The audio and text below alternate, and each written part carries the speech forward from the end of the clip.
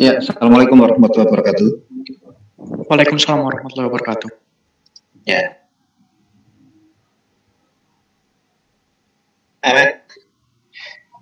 Kemarin masih ada tanggungan beberapa ya sebelum kita praktekkan MS Project itu. Sudah siap yang revisinya kemarin? Untuk revisi kemarin saya sudah menginput untuk proyek pembangunan pabrik, Pak, dan sudah membuat video terkait penggunaan Microsoft Project. Oke. Ya, silakan dipresentasikan dulu, kemudian baru MS Project-nya ya. Oh ya, baik, Pak. Ya, silakan. Yang presentasi siapa ini?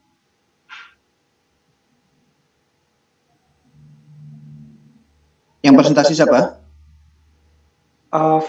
Sebentar, Pak, untuk Bayu gimana, Bayu?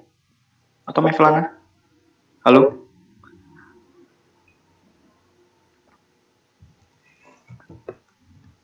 Sebentar, Pak, kami diskusikan dulu. Tak kasih aksesnya ini.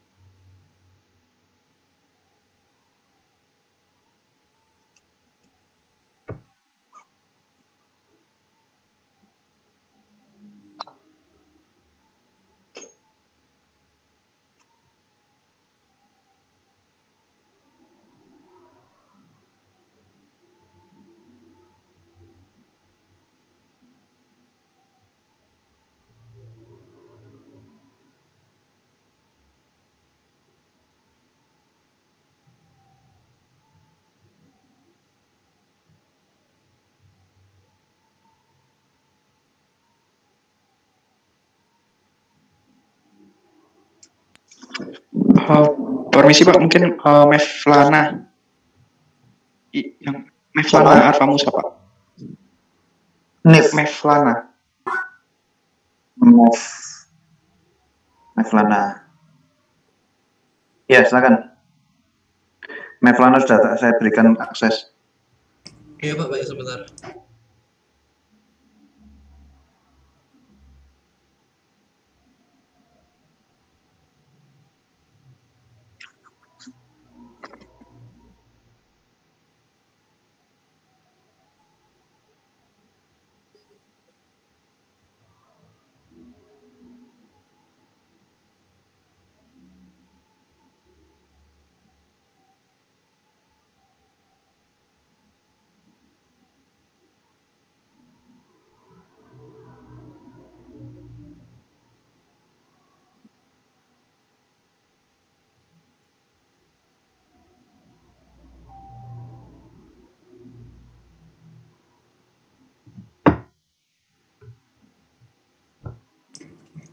Halo, kan? Ini yang mana ya, Kan, ya? Slide coba slide 30, Mev. Wait. Sebentar, melanjutkan kemarin.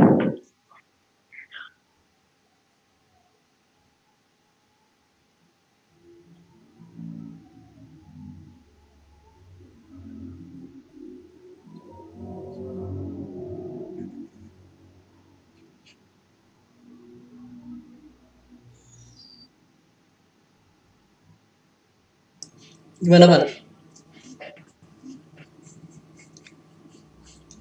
Halo, Kan?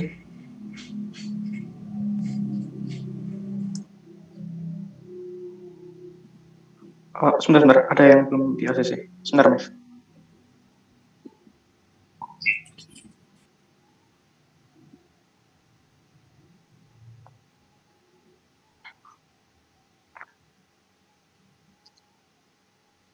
Oke, sekarang sequence activities, Mev.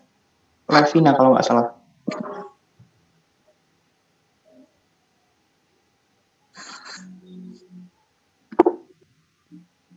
Iya benar. 6.4 ya. 6.4.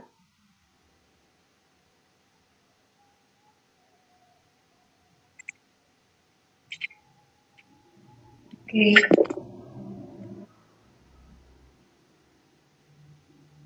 Oke, bentar.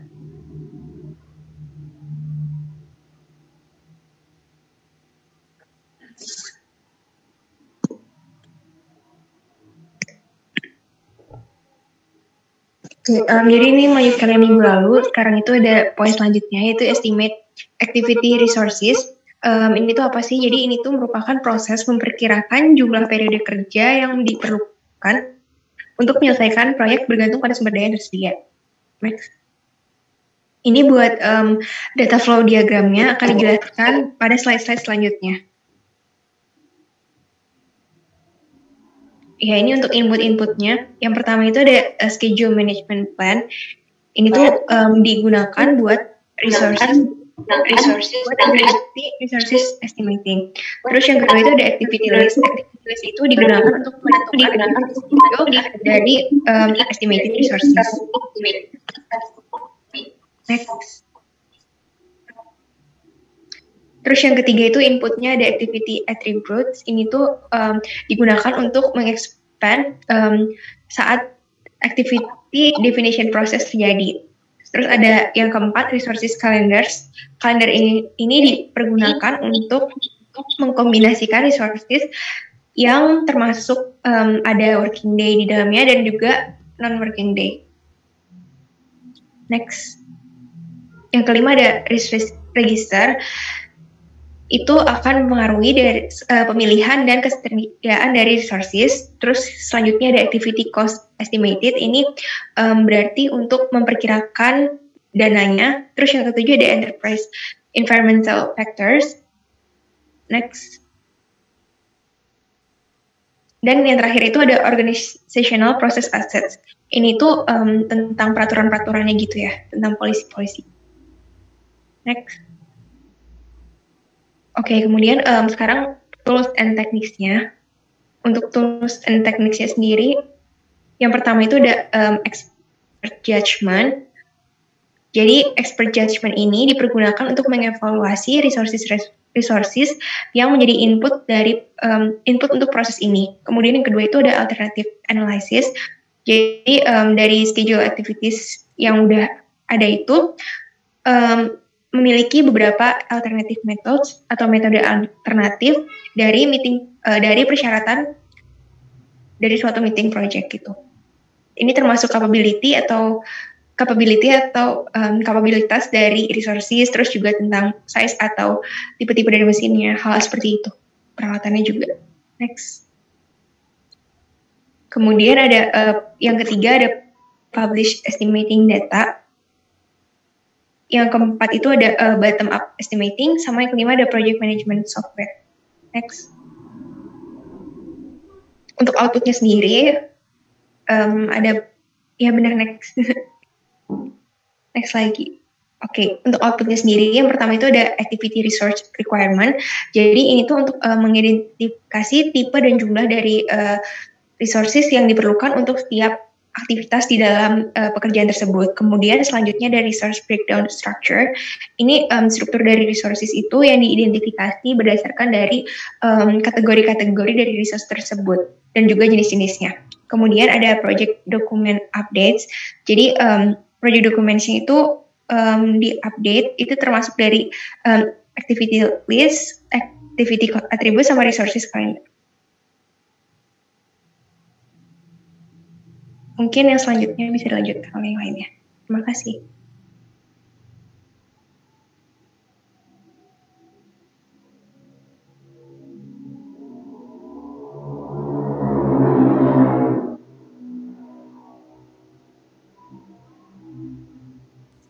Yang kemarin yang perlu direvisi itu loh.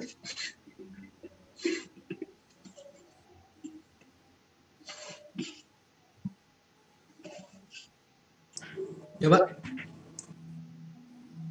Yang perlu direvisi kemarin itu loh. Finish to start, seperti itu loh. Lead and lag ya opposite itu kemarin.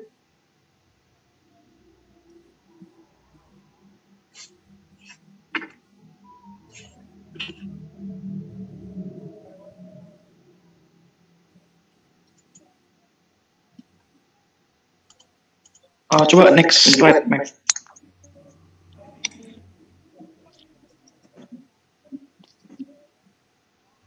Emet, gimana, Mat? Yang kemarin, Mat? Iya, Pak. Untuk jenisnya ada start to start, finish to start, finish to finish, sama finish to start, Pak. Iya, gimana? Next, gimana? Contohnya gimana? Penjelasannya gimana? Terus kemudian lead and apa?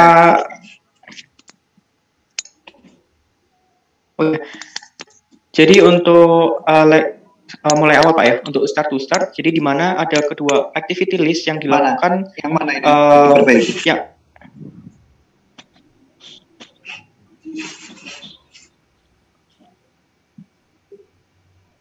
Atau mungkin dengan video kami Pak, kami share-kan video.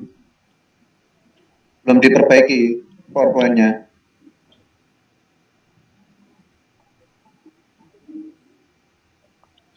Coba next slide, Mas. 27. Untuk PowerPoint belum, Pak. Belum ada perubahan, Pak. Slide 27, Mas. Ya, gimana ceritanya?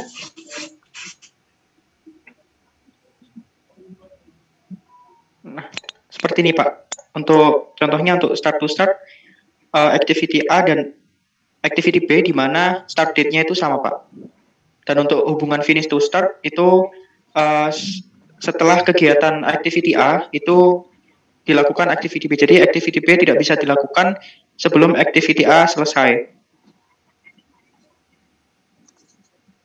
Dan untuk finish to finish itu yang sama adalah finish date-nya, dan start to finish itu dimulai kegiatan A dan diakhiri kegiatan B. Mungkin seperti itu, Pak. Contohnya gimana? Nek dalam proyek itu apa? Pekerjaan gimana?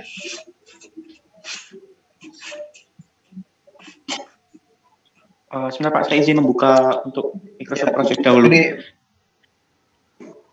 untuk contohnya ini untuk itu ya, hambar.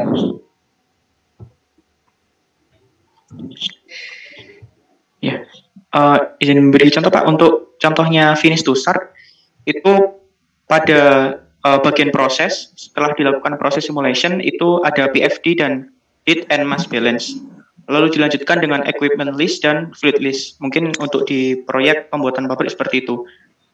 Lalu untuk hubungan antara start to start itu contohnya equipment list dan fluid list, atau menyiapkan atau mengelis dari equipment yang dibutuhkan dan fluidanya.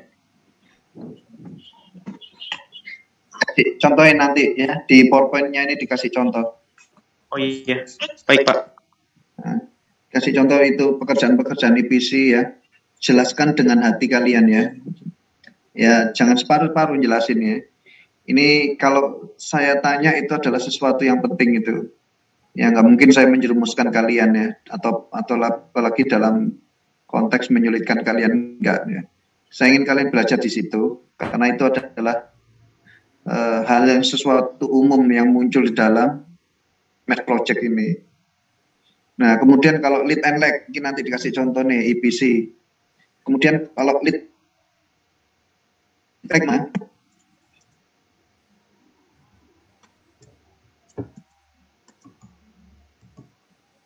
Terdapat jeda pada dua activity list. Contohnya SS plus 10. Nah, 10 ini lead and lag-nya, Pak. Jadi ada perbedaan 10 hari. Yang mana? Gimana caranya? Contohnya gimana? Ya apa gitu loh. Minus plus itu ya apa sih? Contohnya untuk activity A dan activity B itu memiliki hubungan, contohnya start to start. Nah, jika kita tambahkan SS plus 1 contohnya, itu jika kegiatan A atau activity list A itu dilakukan pada tanggal 1 Desember, maka untuk activity list B itu dilakukan 1 hari setelah activity list A dilaksanakan, atau 2 Desember seperti itu, Pak. Diulangi lagi. Contohnya ada 2 activity list A dan activity list B yang memiliki hubungan start to start di mana untuk start date-nya awalnya itu sama. Jika kita menambahkan SS plus 1 atau mungkin SS plus 2 gitu Pak ya, itu maka untuk activity list B itu mulainya 2 hari setelah activity list A dimulai. Jadi kalau activity list A dilakukan pada tanggal 1 Desember, maka kalau hubungannya SS plus 2 itu activity list B dilakukan pada tanggal 3 Desember. Seperti itu Pak. Kalau lead gimana?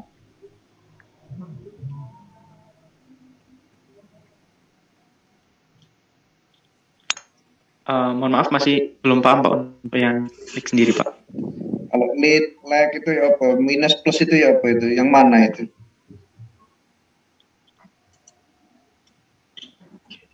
Mungkin teman-teman bisa membantu, mohon maaf saya belum paham. Untuk lag itu ketika waktunya itu dimundurkan atau bisa dibilang plusnya. Ketika SS plus 10, SS plus 5 itu. Oke, dimatikan dulu, dibuka bukunya ya apa ya? Bukunya ya bagaimana?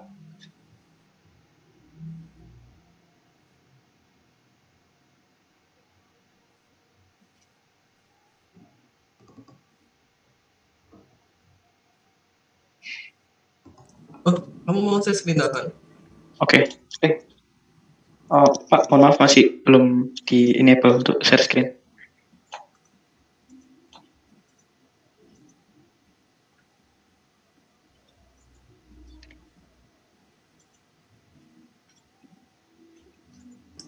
Udah kan. Oh, oke.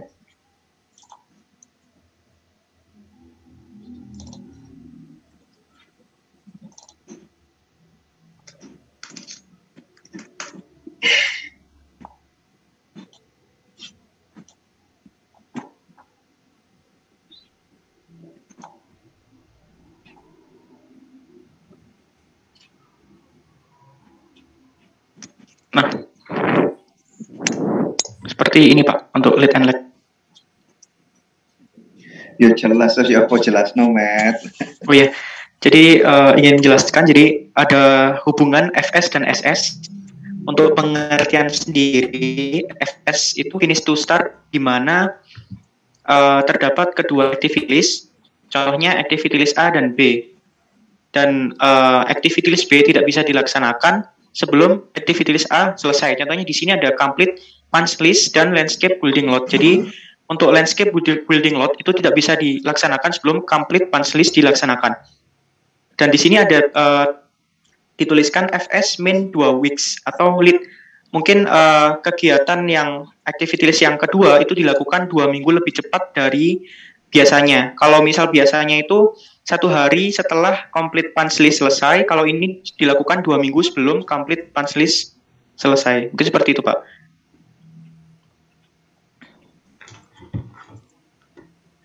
Artinya gimana kalau kamu lihat ini antara lead and lag ini? Untuk lead ini mendahului, kalau lag terdapat keterlambatan mungkin seperti itu Pak. Kalau yang diharapkan itu seperti apa, Matt?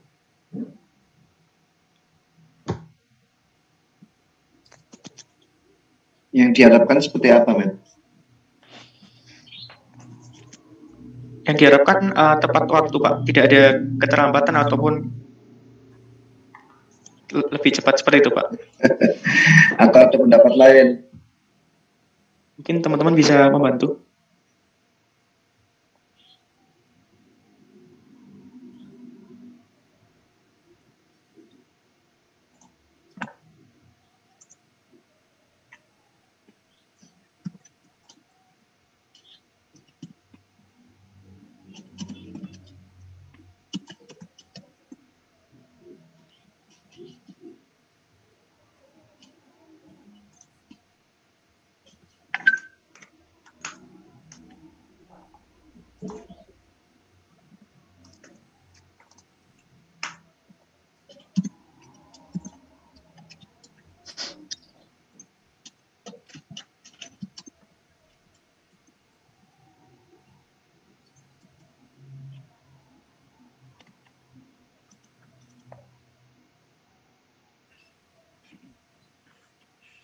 Gimana menurut kalian?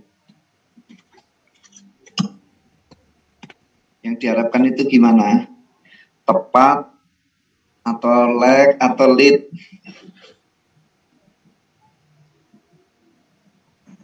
Tepat, Pak. Tepat ya.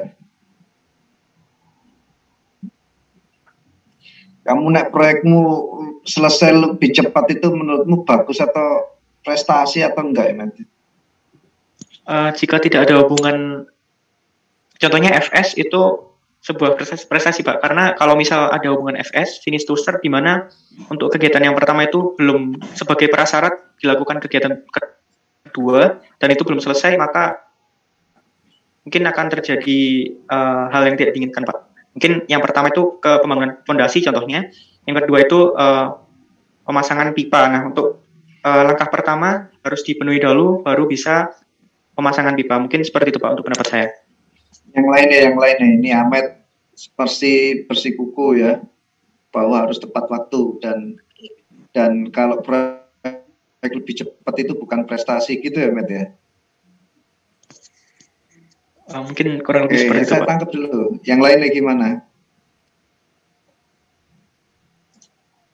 Kalau dari saya, menurut saya itu yang lead, Pak. Soalnya itu kan biar makin cepat selesai gitu ya, Pak. Kalau yang finish to start kan bisa pakai lead. Jadi kalau bisa cepat kenapa enggak gitu? Oke, nilai Vina lebih cepat itu adalah prestasi. Ya. Yang lainnya?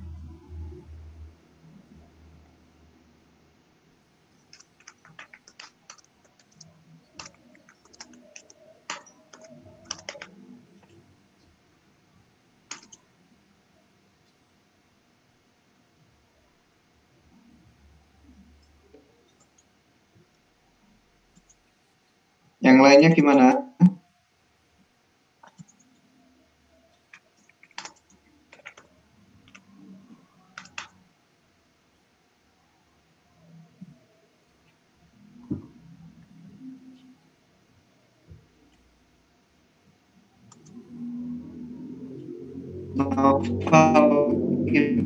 Novel. Iya, Pak. Menurutmu gimana?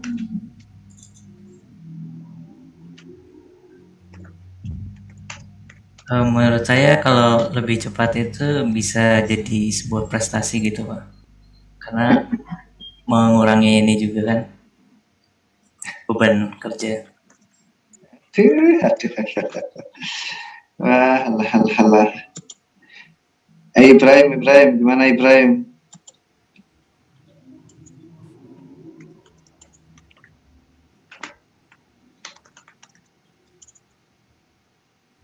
Iya, Pak. Ya, gimana?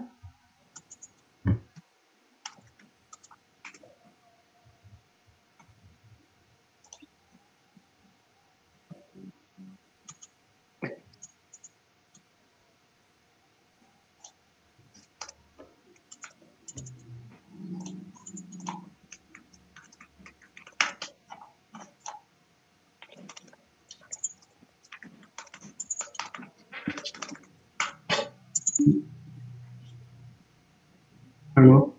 Oh, saya sudah terdengar, Pak. Ya, gimana? Oke. Saya sih, Pak, buat kalau misalnya display itu prestasi atau bukan, menurut saya itu sebuah prestasi, Pak. Soalnya mempertimbangkan apa ya, mungkin dari waktu juga kan memang misal ada yang lead dan lag itu memang sebaiknya potong. Tapi kalau misalnya memang itu bisa selesai cepat dan bisa diselesaikan secara tepat juga, menurut saya kalau itu lebih cepat di sebuah prestasi gitu, Pak. Kira-kira hukum itu jelasin nggak ya gitu kira-kira? Supaya debatnya nggak kusir ini. Ada nggak di bukumu itu?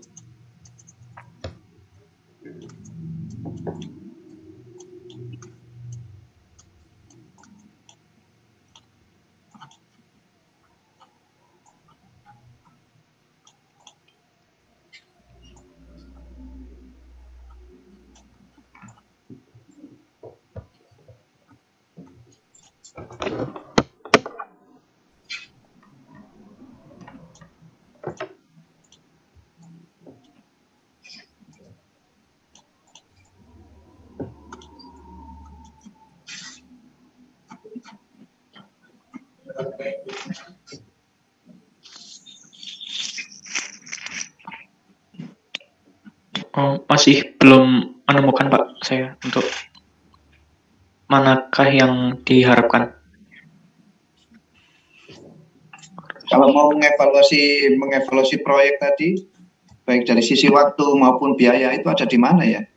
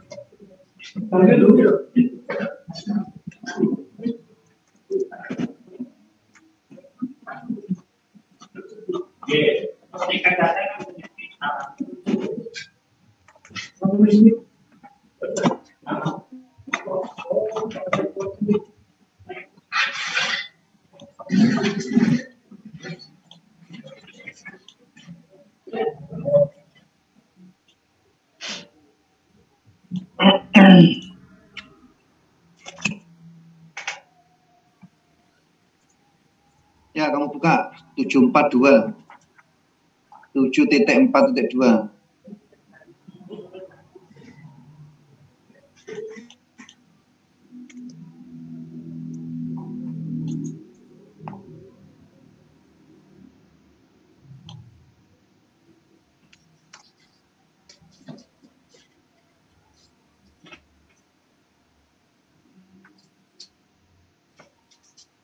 Maaf, ini ya Pak ya.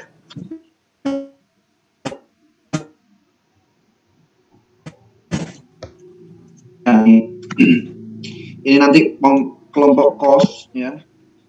Ini wajib menjelaskan ini dengan baik ya. Performan kalian itu dilihat dari sini ya.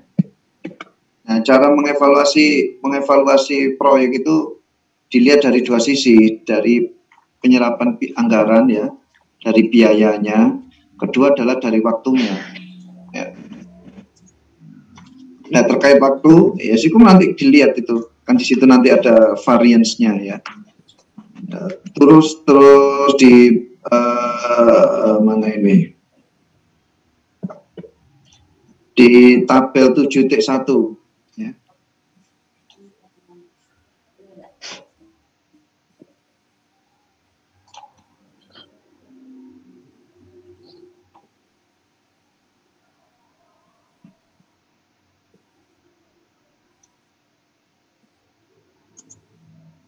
Tabel 7.1.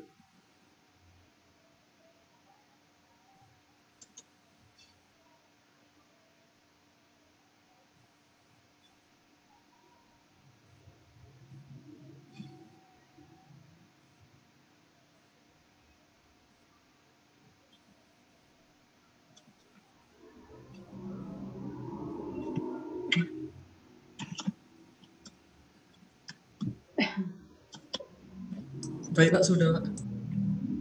Ya, kalau kita membicarakan waktu itu yang mana itu kira-kira?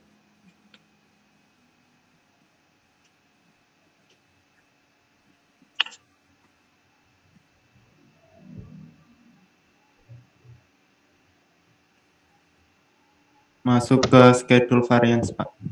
Schedule variance ya, schedule variance. Ini nanti yang kelompok kos wajib menjelaskan tadi subbab tadi itu ya, wajib dan beri penjelasan yang bagus sekali di sini. Ya, itu nanti masuk di dalam kuis ya, masuk dalam kuis. Kita membahas kurva S ya. Nah, ini tadi ya.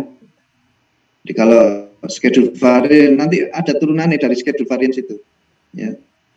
Jadi kalau terkait waktu itu juga prestasi lah. Tapi juga ada cost ya. Cost juga prestasi kalau nanti kamu lihat itu. Oke, sampai di sini dulu. Silakan kalian kembali ke apa itu tadi yang lead and lag gambarnya tadi itu. Lead and lag gambarnya tadi. Oke, lead and lag.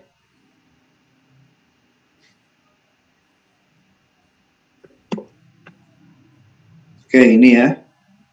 Kotaknya complete punch list ya.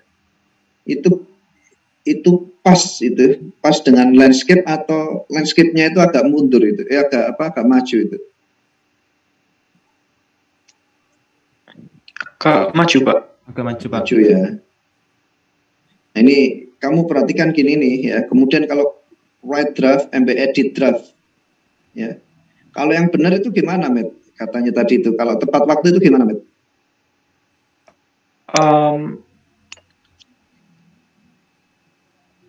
Sebentar, Pak, saya untuk menyebutnya. Untuk akhir dari activity list A itu ini loh white draft. Mungkin bisa sejajar dengan white draft MB edit draft. Nah, sesuai schedule itu gimana? Gimana, Met? Sejajar, Pak. Sejajar, Pak. Sejajar. Start date-nya atau bagian awalnya sejajar ya, bagian awalnya sejajar ya. Kalau panjang kotak bisa jadi berbeda antara write dan edit itu ya, bisa berbeda. Tapi yang di sini kalau SS yang beririsan, tepat beririsan itu di mananya?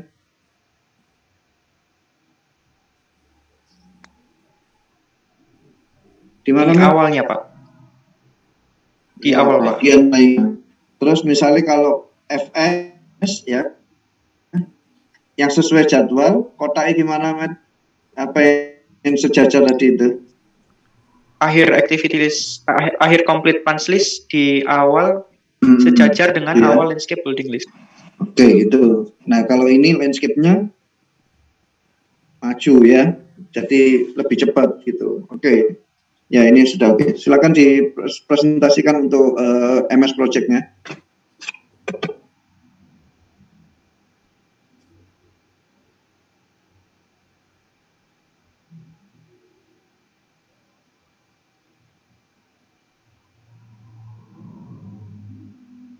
Ya, Pak, untuk MS Project atau video, Pak ya? Yang praktek itu.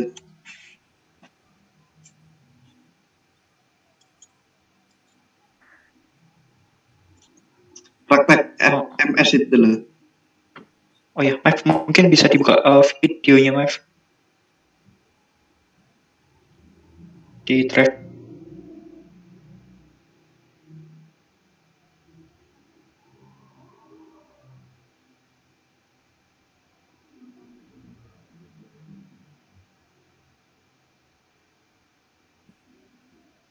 Assalamualaikum warahmatullahi wabarakatuh. Di sini saya akan menunjukkan cara penggunaan Microsoft Project untuk membuat Gantt chart. Sebelum itu, ada beberapa hal yang perlu diperhatikan, yaitu kita harus mengetahui fitur-fitur dasar pada Microsoft Project. Contohnya di sini ada File, Task, Resource, Report, Project, View, dan Help. Untuk task, mungkin kita sudah tidak asing karena kita sering melihatnya pada Microsoft Word untuk paste, cut, copy, jenis font, ukuran font, ketebalan, kemiringan, underline, dan warna.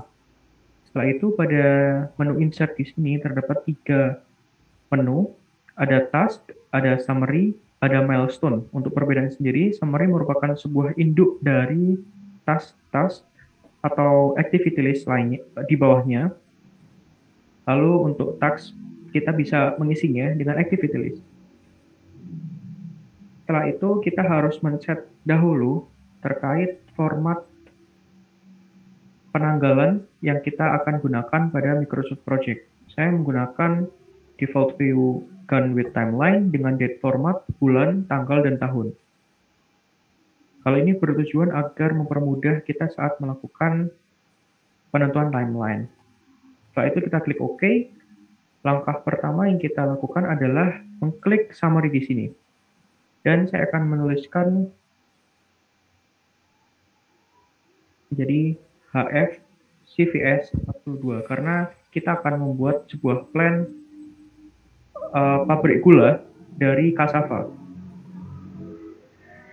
Setelah itu kita klik lagi summary karena pada pembuatan pabrik tidak hanya satu proses saja, di situ terdiri dari beberapa bagian. Contohnya ada proses, ada pembangunan dan lainnya. Kita tuliskan di sini proses. Setelah itu kita baru bisa menginput task atau activity list yang telah disediakan.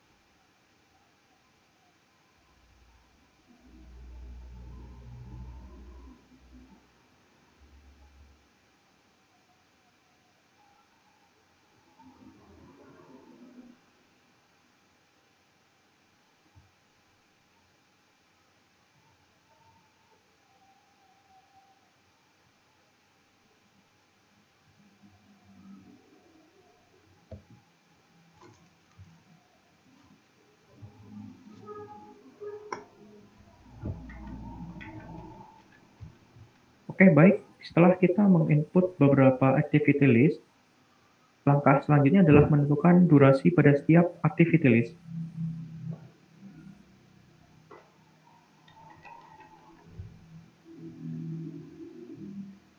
Oke, yang saya telah katakan, untuk summary sendiri adalah sebuah induk dari activity list di bawahnya. Artinya jika kita menginput tanggal 28, atau maaf, durasi 28 hari, maka otomatis summary di atas akan menjumlah untuk total durasi activity list di bawahnya, yaitu 28 hari.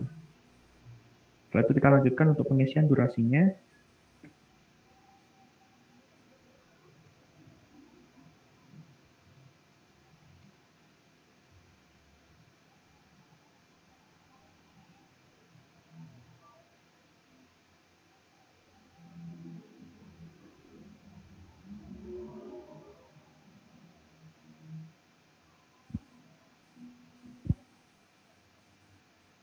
Baik, setelah menentukan durasi, langkah selanjutnya adalah penentuan predecessor. Nah, di sini predecessor merupakan sebuah fitur yang disediakan oleh Microsoft Project untuk menunjukkan sebuah hubungan antar activity list. Ada beberapa hubungan, yang pertama adalah finish to start, ada start to start, dan finish to finish. Untuk finish to start, yaitu hubungan di mana kegiatan atau activity list berikutnya, activity list kedua harus dilaksanakan setelah activity list pertama selesai. Jadi untuk activity list kedua tidak bisa dilaksanakan sebelum activity list 1 selesai. Untuk hubungan kedua yaitu start to start, di mana pada kedua activity list memiliki start date yang sama, dan yang terakhir adalah finish to finish yang menunjukkan bahwa kedua activity list memiliki finish date yang sama. Langkah selanjutnya yaitu kita input untuk predecessornya. Pada Microsoft Project, untuk hubungan finish to start, kita hanya menuliskan angka saja. Contohnya di sini, saya akan menginput angka 3 pada activity list keempat, yang artinya bahwa activity list keempat bisa dilaksanakan setelah activity list ketiga, yaitu proses simulation, selesai. Bisa kita lihat pada finish date di sini, finish date pada proses simulation, yaitu pada tanggal 1 Desember 2021, dan untuk activity list keempat baru bisa dilaksanakan 1 hari setelah proses simulation selesai, atau pada tanggal 2 Desember 2021.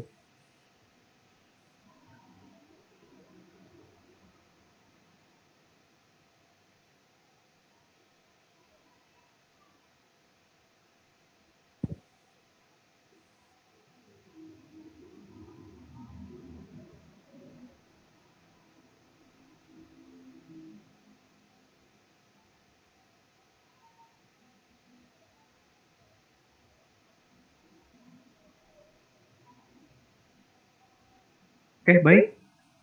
Di sini ada beberapa hubungan antar activity list. Yang pertama adalah finish to start yang telah saya jelaskan. Yang kedua adalah di sini ada start to start. Artinya bahwa contohnya pada activity list ke-6 di sini dituliskan 5SS yang artinya activity list ke-6 memiliki hubungan dengan activity list ke-5 dengan korelasi start to start atau memiliki start date yang sama. Bisa kita lihat di sini untuk activity list ke-6 memiliki tanggal yang sama dengan activity list ke-5 yaitu 11 Januari 2021. Setelah menentukan predecessor, langkah selanjutnya adalah kita mengotomasikan activity list yang ada di kegiatan proses ini. Caranya, kita blok untuk activity list ketiga hingga 12, lalu kita klik auto schedule. Baik, secara otomatis, durasi akan berubah karena mengikuti activity list di bawahnya, yaitu dimulai pada tanggal 25 Oktober dan selesai pada tanggal 15 Juni, yang artinya memakan waktu 280 hari. Saya lanjutkan untuk penjelasan predecessor di sini. Sering kita tahu bahwa predecessor di sini mungkin dituliskan SS plus 1. Apa sih artinya untuk plus 1 ini? Jadi, plus 1 ini menunjukkan selisih hari. Jadi, untuk activity list ke-6 contohnya, jika kita tambahkan 5SS plus 1, maka activity list ke-6 dimulai 1 hari setelah activity list ke-5 dimulai. Atau mungkin kita contohkan hubungan yang lain, 5FF atau finish to finish plus 1. Nah, di sini untuk finish date-nya, activity list ke-6 akan memiliki selisih 1 hari dengan finish date activity list ke-5. Seperti itu. Kita kembalikan ke semula. Langkah selanjutnya setelah kita menentukan activity list, durasi, predecessor, dan start dan finish date, kita dapat menentukan untuk start date yang sesungguhnya. Tadi hanya menunjukkan korelasi antara activity list, sekarang kita akan menentukan tanggal start dari proyek. Dari data yang saya terima, untuk start date pada satu proyek ini dimulai pada tanggal 1 Juni 2021. Maka untuk mengganti penanggalnya, kita klik project, lalu project information, dan kita ganti untuk start date-nya yang awalnya 25 Oktober kita ganti menjadi 1 Juni 2021 dengan format penanggalan bulan, tanggal, dan tahun. Lalu kita klik OK. Secara otomatis start date akan mengikuti atau summary akan mengikuti activity list pertama yaitu proses simulation, dan untuk finish date-nya akan mengikuti finish date pada equipment datasheet.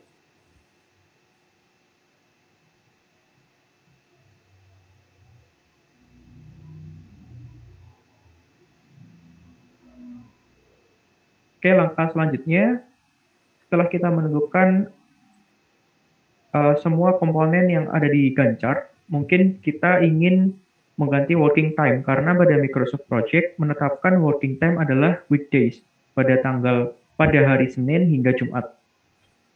Caranya kita klik change working time. Nah, di sini untuk working time-nya yaitu Monday to Friday, yang artinya Senin sampai Jumat. Jika kita inginkan hari Sabtu adalah hari kerja, maka kita klik work weeks, lalu kita klik details, lalu kita klik Saturday, dan set days to this specific working time. Mungkin kita inginkan pada hari Sabtu jam kerja dimulai jam 8 hingga pukul 1 siang. Oke, baik, kita klik OK. Secara otomatis, yang tadinya berwarna abu-abu atau non-working, hari Sabtu sekarang adalah hari kerja. Lalu jika kita ingin menginput hari libur pada tanggal yang spesifik, contohnya di sini ada hari raya. Kita beri keterangan di sini.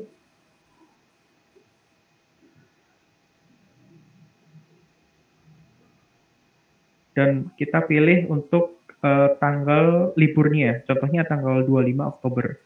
Seperti itu. Baik, setelah kita menentukan semua komponen yang telah kita penuhi pada Gantt chart, kita bisa mengganti untuk tampilan sendiri. Jadi Microsoft Project telah menyediakan beberapa tampilan. Yang pertama kita bisa pilih dalam bentuk kalender, atau network diagram, atau resource sheet, dan lainnya. Baik, kurang lebih seperti itu. Terima kasih. Wassalamualaikum warahmatullahi wabarakatuh.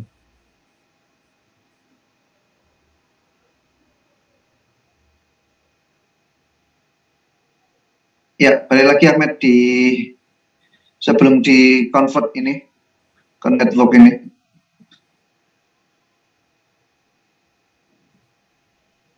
Assalamualaikum warahmatullahi Udah di, oke. Sebelum di convert aja. Dan kita pilih untuk tanggal libur nikah selanjutnya 25 Oktober kita ganti menjadi 1 Juni sebelum di convert dengan format bulan, tanggal, dan tahun. Kan memiliki selisih satu tanggal 15 Juni. Di part akhir sendiri, Mev. Di menit ke-12. Karena tanggal liburnya, contohnya tanggal 25 Oktober. Seperti itu. Ganti untuk tampilan sendiri. Gimana? Jadi Microsoft Project telah menambahkan beberapa tampilan. Pertama, ya ini ya, oke lah, nggak apa-apa nanti ini ya. Gimana contohnya kalau ada lead and lag gitu, Matt?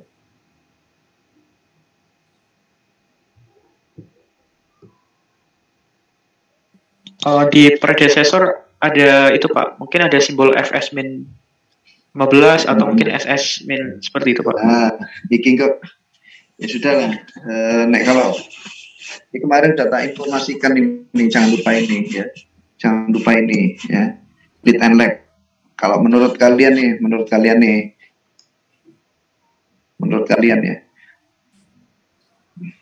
pabrik itu kadang-kadang ya pabrik ya, bangun pabrik itu ya, kira-kira berjalan mulus gitu ya, sesuai dengan kurva S-nya gitu ya, atau barangkali ada yang cepat gitu ya, ada yang lambat itu. Menurutmu gimana? Menurut kalian nih? Ada cepat, ada lambat Pak. Nah, kalian sudah tahu, makanya tadi sudah saya pancing ya di bab 7 itu. Ya, di bab 7 itu ya. Itu kan sangat jelas terlihat ya, bahwa variasi itu bisa dilihat dari cost ya, dari biaya maupun dari waktu gitu loh. Nah, makanya ini kalau ini adalah sesuatu yang ideal, Matt, di sini nih, Matt. Ya nggak apa-apa, ya nggak apa-apa. Ya, karena nanti itu juga ada lead and lag-nya. Nah, nanti dibandingkan itu. Ini yang perencanaan kurva S saya. Kemudian ada yang real time-nya, makanya nanti terlihat variasinya itu gimana, variance-nya itu. Maksudnya paham nggak itu, Matt? Bingung, Matt? Paham Pak? Paham ya. Ya, nek kamu mau berbaik hati ya, iki tambah lah ini. Contohnya ya apa sih? Nulis lead and lag di sini tuh. Nek berbaik hati, nek gak ya sudah, ini nggak apa-apa. Nah, ini di dalam Microsoft Project ini ya.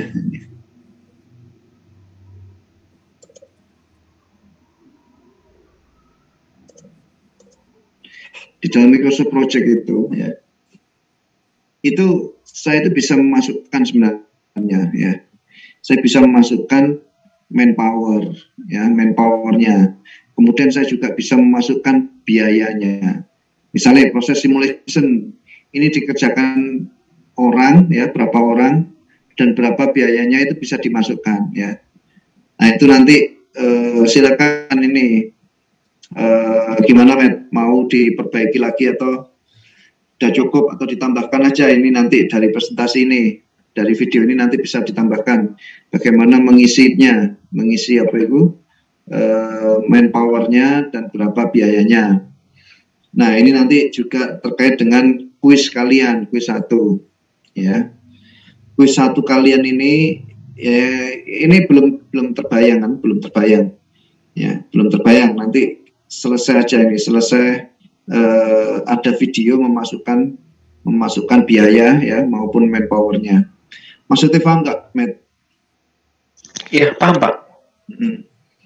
Karena ini powerful ini MS Project ini ya, powerful ini. Kalian bisa masukkan terakhir ditoto, diatur, dilihat berapa sih orang yang saya butuhkan, berapa sih biaya yang saya butuhkan. Itu sudah terbentuk nanti itu.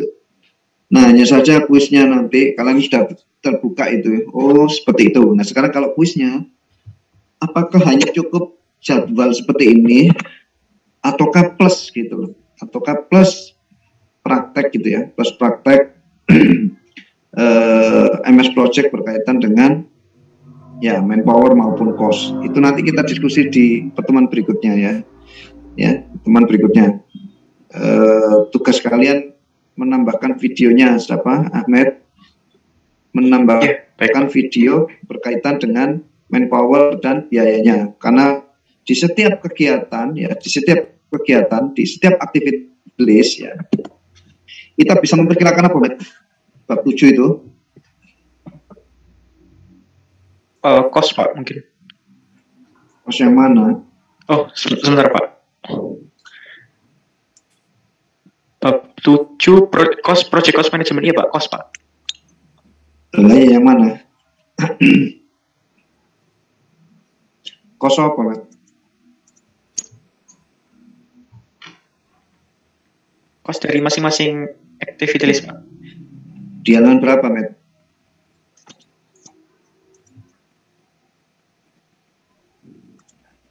Estimate cost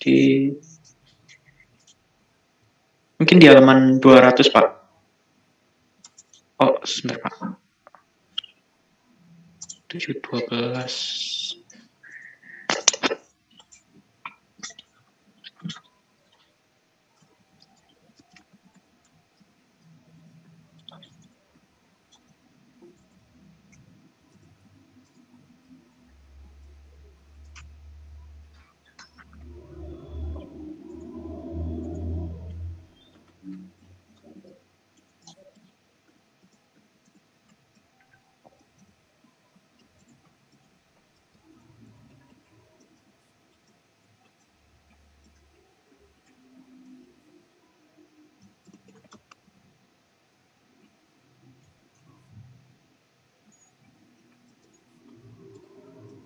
Mungkin untuk ini Pak. Gimana?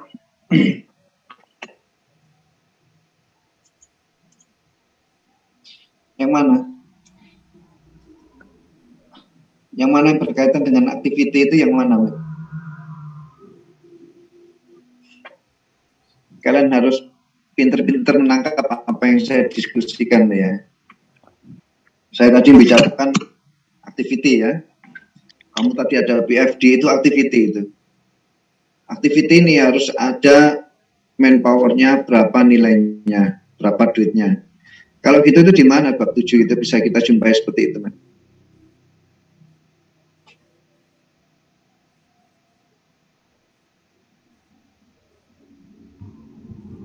Tunjukkan aja di mana itu.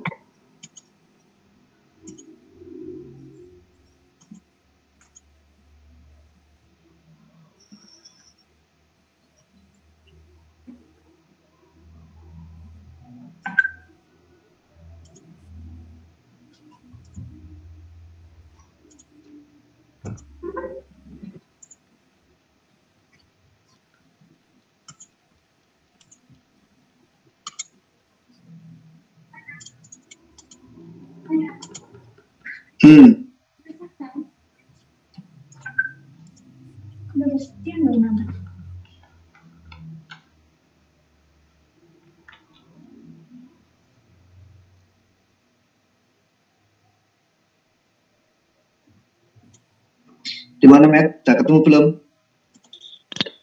Belum, Pak.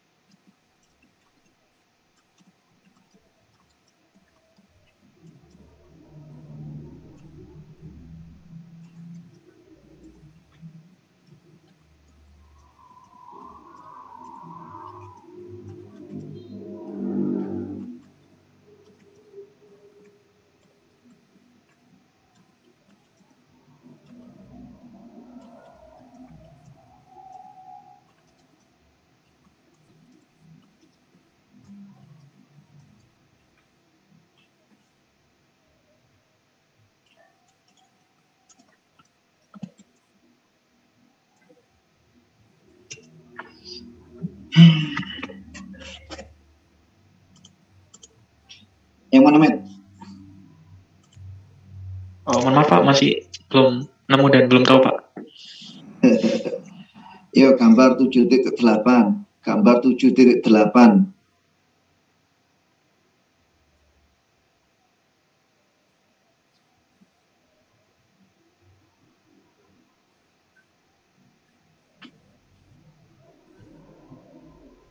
Yang mana?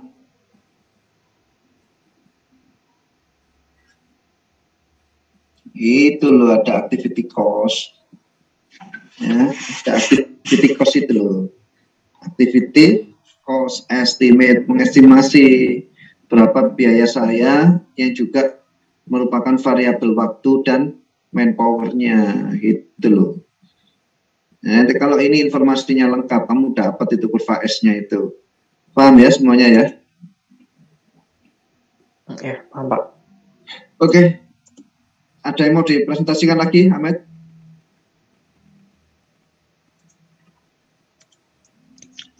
Untuk PPT-nya masih belum selesai, Pak, untuk presentasinya. Oh, PPT belum. Ya. Iya. Bagaimana, Pak? Ya, silakan. Oh, ya.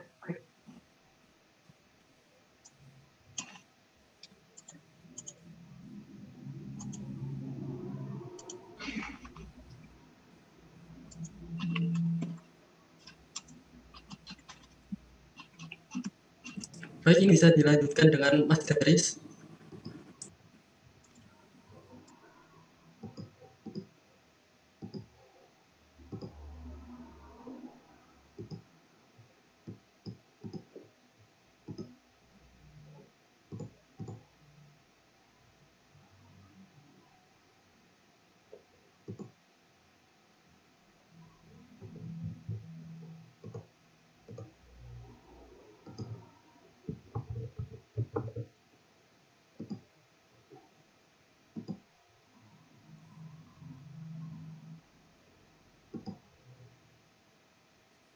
Oke, untuk selanjutnya biar saya bacakan. Yang pertama 6.5 Estimate Activity Duration, yakni adalah proses memperkirakan jumlah periode kerja yang diperlukan untuk menyelesaikan proyek bergantung pada sumber daya yang tersedia. Bisa di next. Nah, untuk keuntungannya dari melakukan proses ini, yakni menyediakan durasi waktu yang diperlukan setiap aktivitas untuk menyelesaikan suatu proyek, yang mana manfaat dari estimate activity duration nantinya itu sebagai inti dari tahap develop schedule proses.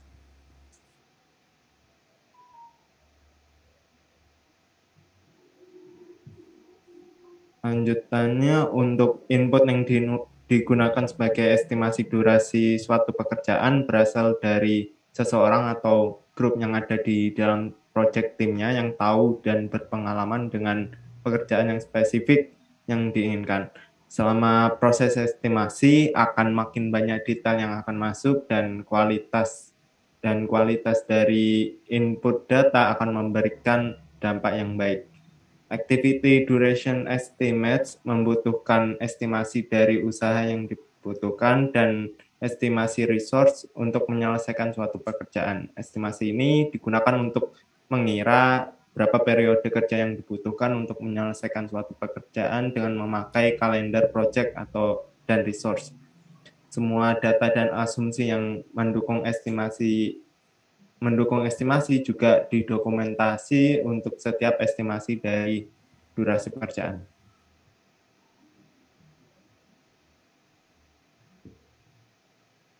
Untuk inputnya sendiri, yang pertama ada schedule management plan, activity list, activity attributes, activity resource requirements, resource calendars, project scope statement, register,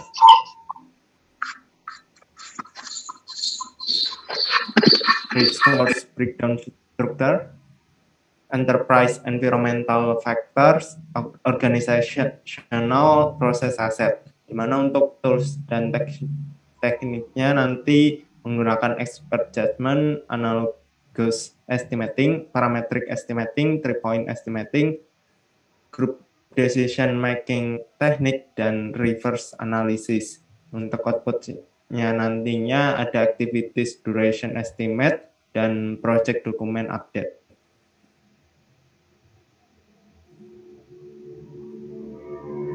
Bisa di next. Nah, untuk input sendiri yang pertama ada schedule management plan, metode yang digunakan untuk memperkirakan durasi pekerjaan termasuk siklus pembaruan proyek.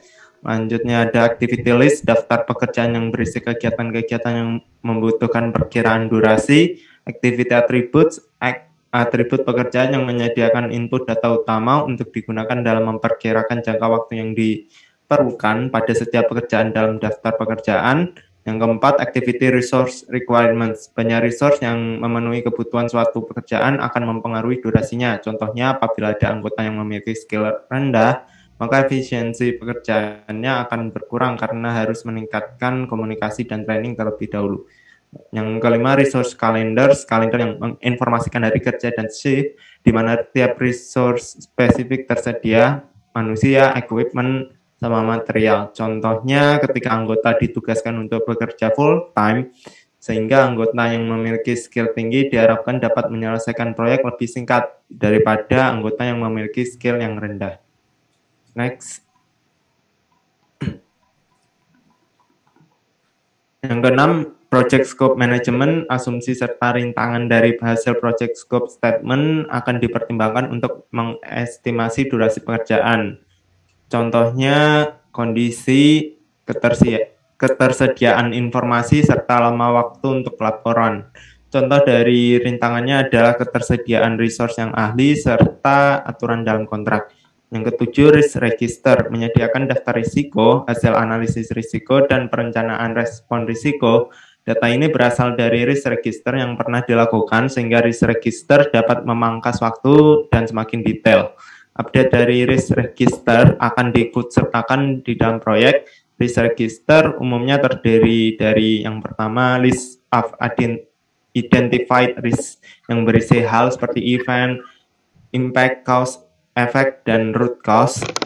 Yang B, list of potential response yang berisi respon yang dapat digunakan dalam plan risk response. Yang ke-8, resource breakdown structure yang mana menyediakan struktur hierarki dari resource yang teridentifikasi sesuai kategori dan tipenya seperti keahlian, tingkatan, atau informasi lain. Hal ini berfungsi untuk mengorganisasi dan melaporkan data jadwal proyek dengan utilisasi resource. Yang kesembilan, enterprise environmental factors, faktor lingkungan perusahaan dapat mempengaruhi perkiraan durasi pekerjaan seperti durasi estimasi dan referensi data lain, matriks productivity, informasi komersial yang terpublikasi, dan lokasi anggota tim.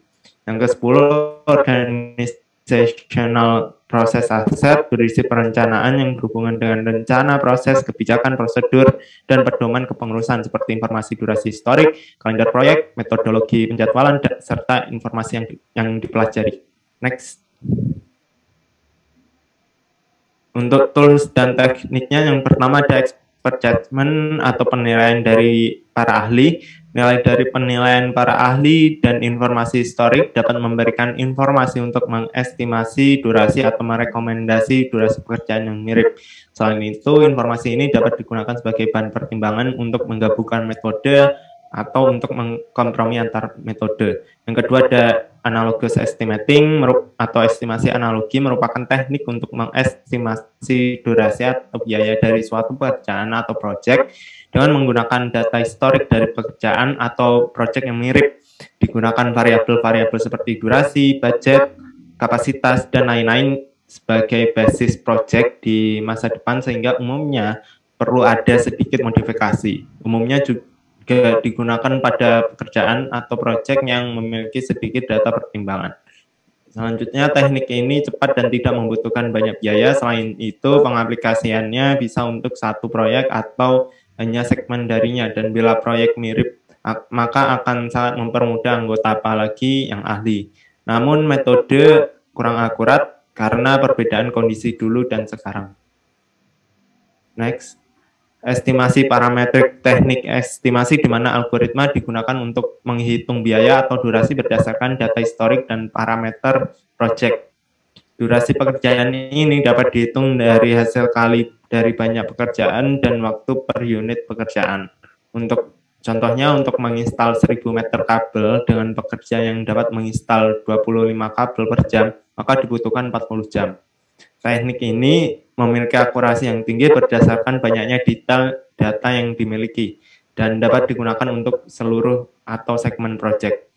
Yang keempat ada teknik group decision making, di mana ini berpikir bersama gitu, merupakan cara yang paling baik untuk meningkatkan akurasi dan komitmen dalam project. Dengan mengikutkan orang-orang yang paham tentang eksekusi project, informasi tambahan nanti dapat dipelajari. Next. Selanjutnya ada estimation 3 titik atau 3-point estimating. Akurasi dari estimasi durasi suatu pekerjaan bisa ditingkatkan dengan menambah kemungkinan kejadian yang mendadak dan resikonya. Konsep ini berasal dari program evaluation and review teknik atau PERT. Program ini menggunakan perkiraan range durasi suatu pekerjaan. Contohnya di sini ada probabilitas dan keterangannya, yakni yang pertama most likely atau TM, berdasar pada durasi pekerjaan, distribusi resource, produktivitas resource, ekspektasi dari ketersediaan resource terhadap pekerjaan, kebergantungan terhadap partisipasi lain, dan interupsi. Yang selanjutnya ada optimistic atau TIO, durasi pekerjaan berdasarkan pada skenario terbaik, dan pesimistis atau TP, durasi pekerjaan berdasarkan pada skenario terburuk. Dari data tersebut ada dua metode untuk menghitung estimasi durasi, yakni menggunakan triangular distribution beta distribution, mana I-nya sama TO plus TM plus TP dibagi 3, atau bisa menggunakan satunya beta distribution, di mana TI itu sama dengan TO ditambah 4 TM ditambah TP per 6. Estimasi durasi yang didapat dari metode ini memberikan hasil pertimbangan kemungkinan error dari durasi yang diharapkan. Next. Selanjutnya ada reverse analysis. Estimasi durasi dapat mengikut sertakan durasi reserve untuk menutupi ketidakpastian jadwal. Durasi reserve ini didasarkan pada resiko yang diidentifikasi dan diterima di mana ada respon yang dapat diberikan. Pada dasarnya memperkirakan apa yang tidak diperkirakan. Durasi reserve ini dapat berupa persentase dari estimasi, durasi fix, atau dari analisis kuantitatif seperti Monte Carlo simulation. Reserve ini akan berubah seiring bertambahnya informasi dan harus dijelaskan sejelas mungkin di dokumentasi jadwal. Estimasi juga dapat dibuat dari banyaknya manajemen reserve, yaitu bagian pekerjaan yang dialokasikan khusus untuk menangani pekerjaan yang tidak diperkirakan. Manajemen reserve tidak termasuk dalam baseline jadwal, namun termasuk kebutuhan durasi project. Baseline jadwal juga dapat berubah berdasarkan reserve management. Next. Selanjutnya ada output, yakni activity duration estimate, assessment kuantitatif dari beberapa waktu yang dibutuhkan untuk menyelesaikan satu pekerjaan. Activity durasi estimate dapat mencakup range dari estimasi 2 minggu, kurang lebih 2 hari, berarti pekerjaan akan memakan waktu setidaknya 8 hari dan tidak lebih dari 12 hari. Asumsi 5/7 hari kerja. Dan B itu 15% kemungkinan untuk lebih dari 3 minggu, berarti ada 85% kemungkinan pekerjaan akan memakan waktu kurang dari 3 minggu. Next.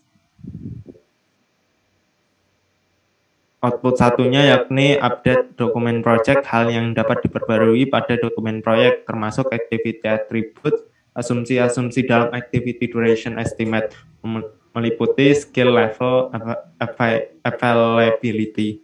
Next.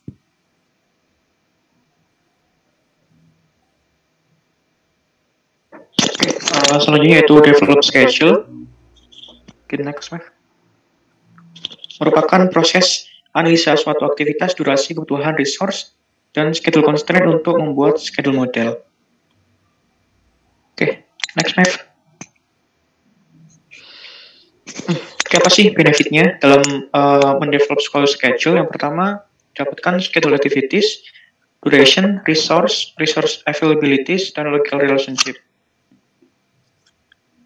Next. Nah, berikut merupakan gambaran input, tools, dan teknik, serta outputnya, yang akan saya jelaskan di slide berikutnya.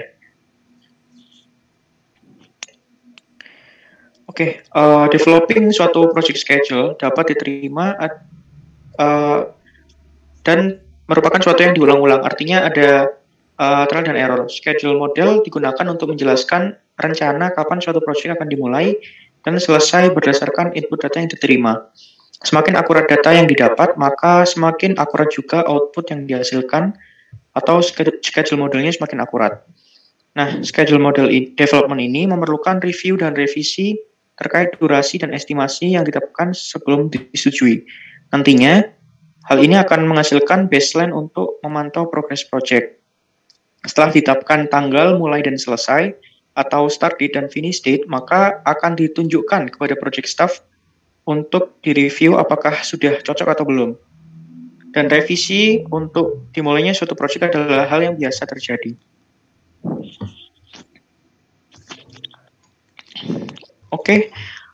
Berapa penjelasan mengenai input?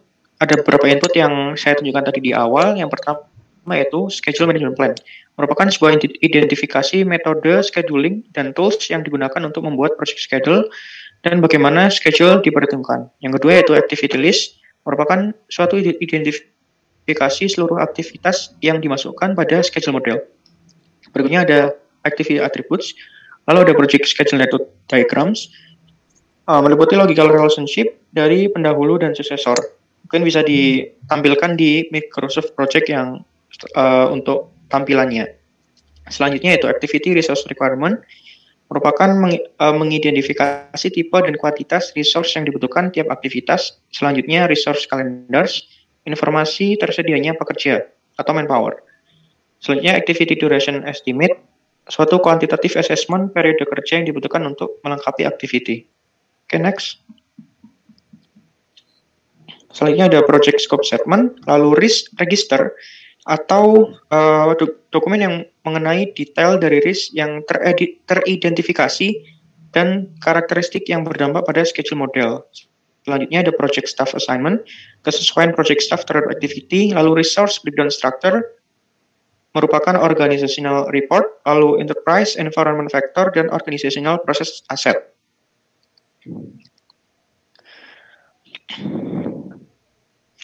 Oke, selanjutnya tools and technique. Di sini ada beberapa. Yang pertama, schedule method analysis merupakan sebuah teknik yang menghasilkan project schedule model menggunakan beberapa variasi analytical teknik seperti path method, critical chain method, what if analysis, dan resource optimization untuk menghitung tanggal mulai dan finish yang lebih awal untuk project activity yang belum selesai. Beberapa jalur network mungkin memiliki poin yang konvergen atau divergen yang dapat diidentifikasi dan digunakan pada schedule compression. Selanjutnya ada critical path method, merupakan metode yang digunakan untuk mengestimasi durasi minimum suatu project dan menunjukkan fleksibilitas scheduling pada logical network path di antara schedule model. Nah, di sini contohnya ada critical path method. Oke. Next.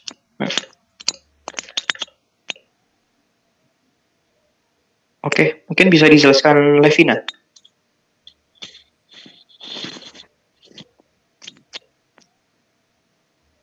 Oke, atau mungkin next dulu, Mev. Nanti ini pernah dijelasin di minggu lalu.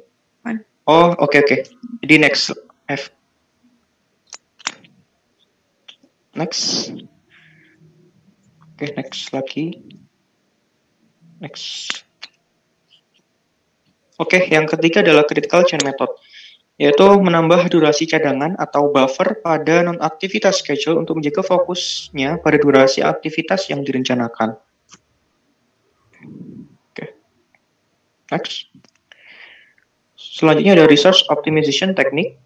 Ada dua. Yang pertama resource leveling, di mana start and finish date yang telah ditentukan berdasarkan resource constraint dengan target meratakan demand resource dengan available supply.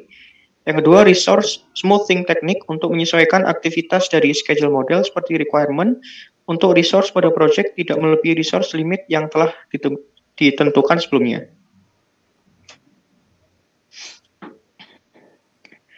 Oke, yang kelima adalah modeling technique. Ada dua, what if scenario analysis, merupakan proses evaluasi skenario untuk memprediksi efek positif atau negatif yang akan terjadi pada tujuan project. Seperti pertanyaan apa situasi yang terjadi jika skenario X terjadi, dan lain sebagainya.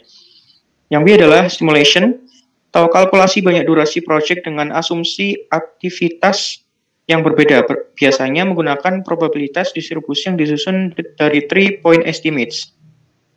Simulasi yang biasa digunakan adalah Monte Carlo analysis yang bisa dilihat gambarnya di kanan itu. Oke, next.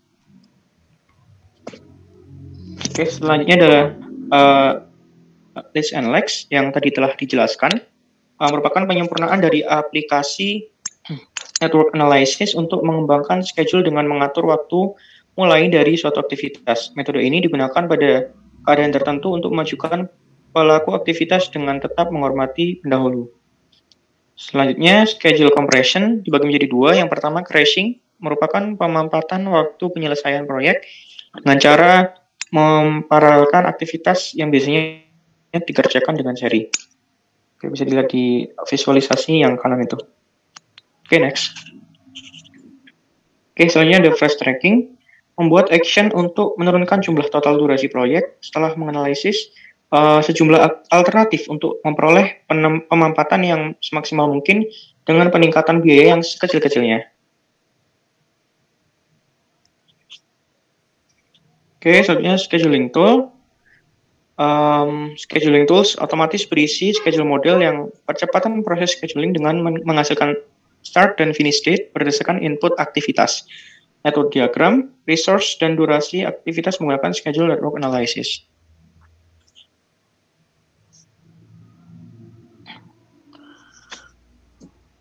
Oke, dari input dan tools dan teknik yang digunakan, maka dihasilkan output. Yang pertama ada schedule baseline, merupakan versi jadwal yang disetujui yang dapat diganti jika dengan prosedur formal dan digunakan sebagai basis perbandingan hasil nyata.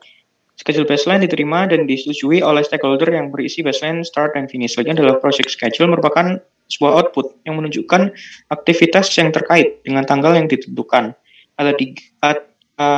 Seperti yang bisa kita lihat, ada bar chart, milestone chart, dan project schedule network diagrams. Oke, ada schedule data, yaitu koleksi informasi untuk mendeskripsikan dan mengontrol schedule seminimal mungkin, mengandung schedule milestone, schedule activities, activity attributes, dokumentasi dari semua asumsi dan constraint. Nomor 4 adalah project calendars, menunjukkan hari kerja dan shift yang tersedia untuk schedule activities. Project management plan updates, ada schedule baseline dan schedule management plan. Yang terakhir, project document updates, ada activity resource requirement, activity attributes, calendars, dan race register.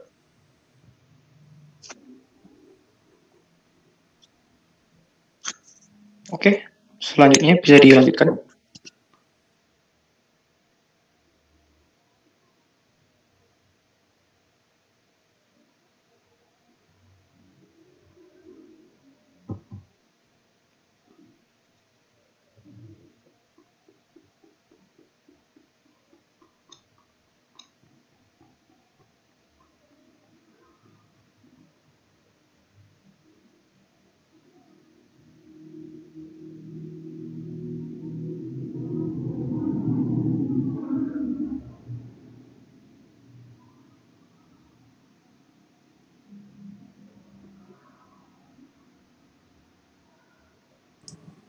Ini presentasinya selanjutnya dilanjutkan oleh Mas Daris. Mas Daris apa ada ya di sini?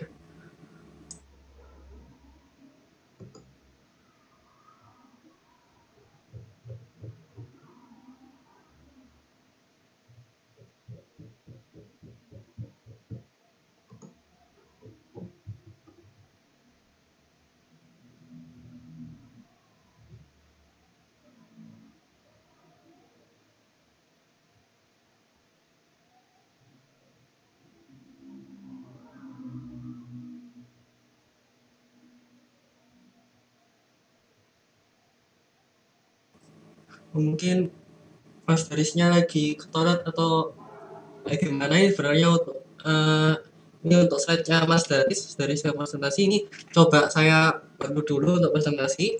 Untuk 6,7 itu adalah control schedule, di mana ini adalah proses memonitor status dari aktivitas proyek untuk memperbarui progres proyek dan memanage perubahan ke baseline jadwal untuk mencapai rencana. Oke, manfaat utama dari proses ini itu untuk menyediakan sarana untuk mengenali penyimpangan dari rencana dan mengambil tindakan korektif dan pencegahan sehingga akan meminimalisir risiko. Input tools, teknik, dan output dari proses ini dapat dilihat pada gambar di bawah ini. Selanjutnya untuk gambar ini akan dijelaskan pada slide selanjutnya, di mana untuk memperbarui schedule model memerlukan pengetahuan kinerja sebenarnya terhadap waktu. Semua perubahan schedule baseline dapat diterima melalui proses perform integrated change control. Control schedule itu merupakan komponen dari proses perform integrated change control, yang mana berkaitan dengan pertama, menentukan status saat ini dari project schedule. Yang kedua, mempengaruhi faktor-faktor yang menyebabkan perubahan jadwal. Yang ketiga, menentukan apakah project schedule dapat berubah. Dan yang keempat adalah mengelola perubahan aktual saat terjadi.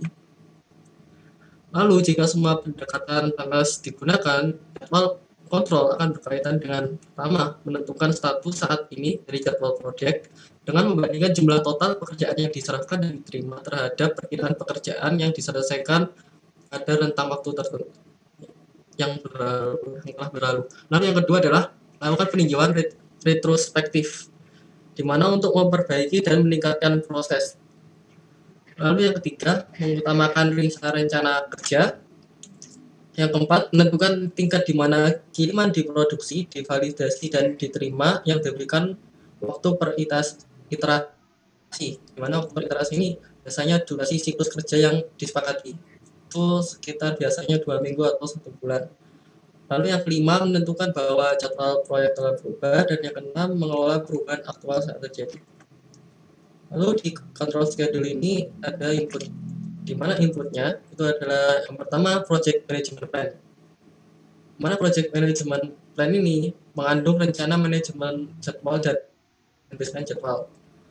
Rencana manajemen jadwal mendeskripsikan bagaimana jadwal diatur dan dikontrol, dengan baseline jadwal digunakan sebagai referensi untuk membandingkan hasil sebenarnya untuk menentukan apabila ada perubahan, aksi pengoreksian, atau aksi preventif yang diperlukan. Lalu ada project schedule, di mana project schedule mengacu pada versi terbaru dengan notasi untuk menunjukkan pembaruan aktivitas yang diselesaikan dan aktivitas yang dimulai pada tanggal data yang ditunjukkan. Lalu ada work performance data. Work performance data mengacu pada informasi tentang progress project, seperti aktivitas mana yang telah dimulai, lalu progresnya, dan kegiatan mana yang telah selesai. Selanjutnya untuk project kalender, sebuah model jadwal yang memerlukan lebih dari satu kalender proyek yang memperbolehkan periode-periode kerja berbeda untuk beberapa aktivitas untuk menghitung nanti perkiraan jadwalnya. Terus kemudian schedule data ini akan dinilai dan diperbarui di control schedule. Terus kemudian organization process asset itu mempengaruhi proses control schedule, termasuk tapi tidak terbatas pada satu kebijakan prosedur dan pedoman terkait pengendalian jadwal formal dan informal yang ada. Kemudian alat kontrol jadwal, kemudian metode pemantauan dan pelaporan yang akan digunakan. Next.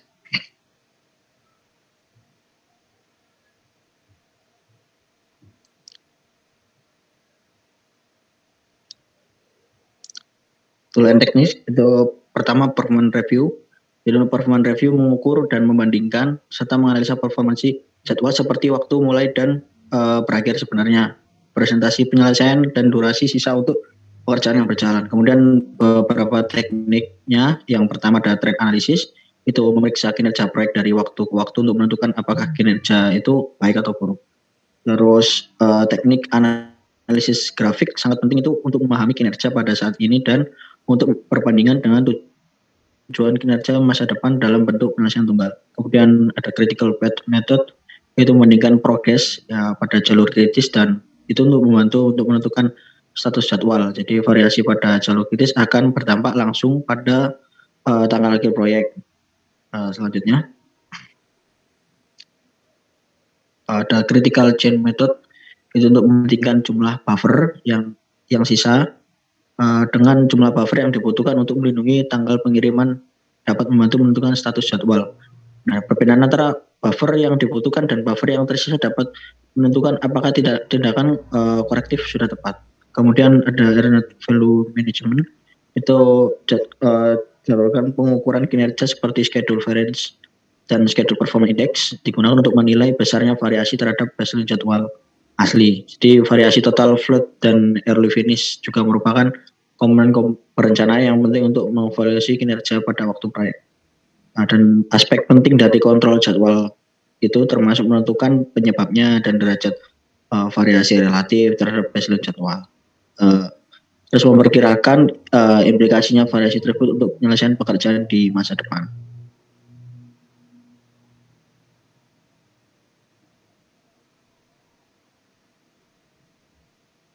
Nah, misalnya nih ada penundaan besar pada aktivitas apapun yang tidak berada di jalur kritikal mungkin memiliki sedikit efek pada jadwal proyek keseluruhan.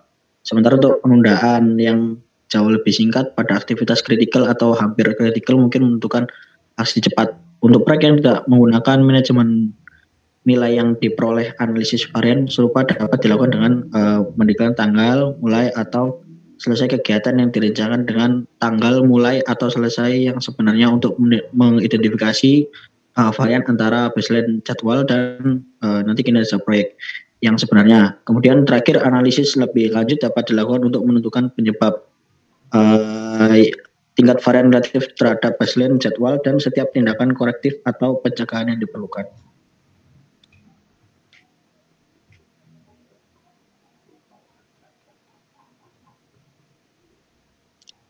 Kemudian untuk project management software ini project manager untuk penjadwalan memberikan kemampuan untuk nanti melacak tanggal perencanaan dengan tanggal sebenarnya untuk dilaporkan varian ke dan progres yang dibuat terhadap baseline jadwal. Kemudian research optimization teknik itu melibatkan penjadwalan kegiatan dan sumber daya yang dibutuhkan. Kemudian ada modeling teknik digunakan untuk menilai berbagai skenario dipandu oleh pemantauan risiko untuk tujuannya menyelaraskan model jadwal dengan rencana manajemen proyek dan garis dasar yang disetujui.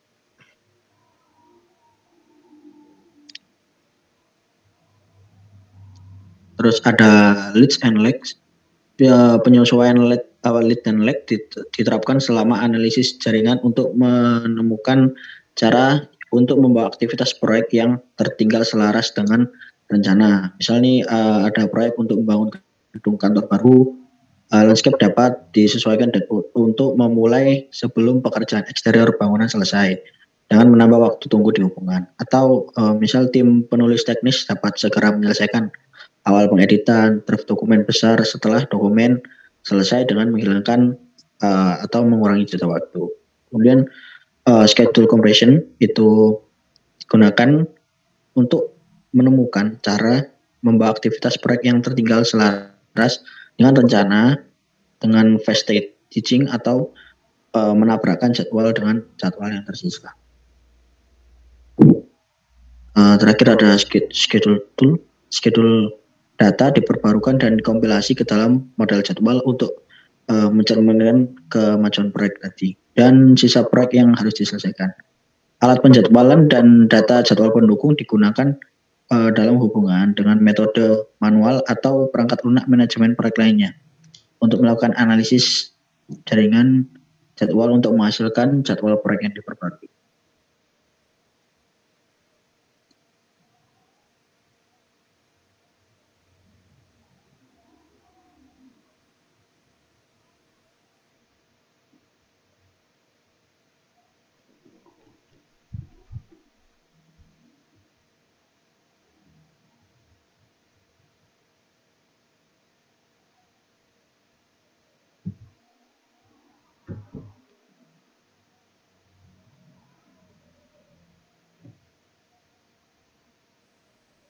Oke, output, kemudian output.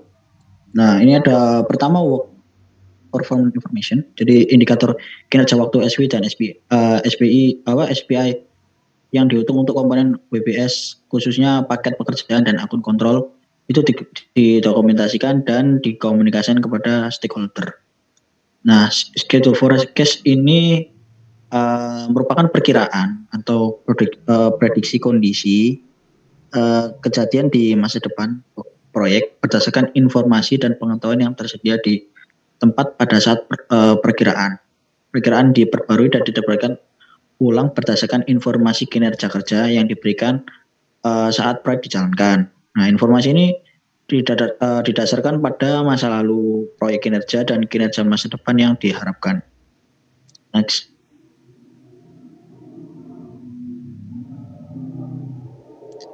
Kemudian change request itu penjadwalan analisis varian bersama dengan meninjau laporan kemajuan, hasil pengukuran kinerja dan modifikasi pada lingkup proyek. Nah, tindakan pencegahan kemudian project management plan updates. Jadi elemen project management plan yang dapat diperbarui termasuk tapi tidak terbatas pada pertama schedule baseline, itu perubahan pada schedule baseline dimasukkan sebagai respon terhadap perubahan yang disetujui permintaan terkait dengan perubahan ruang lingkup proyek, sumber daya aktivitas atau durasi aktivitas perkiraan. Schedule baseline dapat diperbarui itu untuk mencerminkan perubahan yang disebabkan oleh teknik kompresi jadwal. Next. Kemudian schedule management plan itu rencana manajemen jadwal yang dapat diperbarui untuk mencerminkan perubahan dalam cara mengatur jadwal. Kemudian ada cost baseline. Cost baseline dapat diperbarui untuk mencerminkan permintaan perubahan yang disetujui atau perubahan yang disebabkan dengan teknik kompresi. Kemudian untuk project management plan updates itu ada schedule data, itu merupakan diagram jaringan jadwal proyek baru yang dapat dikembangkan untuk menampilkan sisa durasi yang disetujui dan modifikasi jadwal yang disetujui. Nah, dalam beberapa kasus penundaan jadwal proyek dapat sangat parah sehingga pengembangan jadwal target baru dengan perkiraan tanggal mulai dan selesai diperlukan untuk menyediakan data realistis. Nah, untuk mengarahkan pekerjaan, kinerja dan mengukur kemajuan. Next. Terus unsur tadi itu ada project schedule.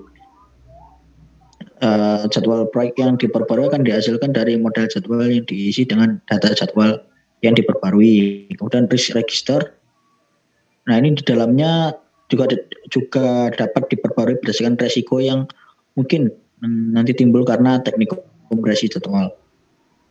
Kemudian organizational process asset update itu dapat diperbarui tapi tidak terbatas. Itu pada 1 penyebab penyimpangan, 2 tindakan korektif yang dipilih dan alasannya, kemudian terakhir jenis pelajaran lain yang dipetik dari kontrol jadwal proyek. Pendahuluan Microsoft Project.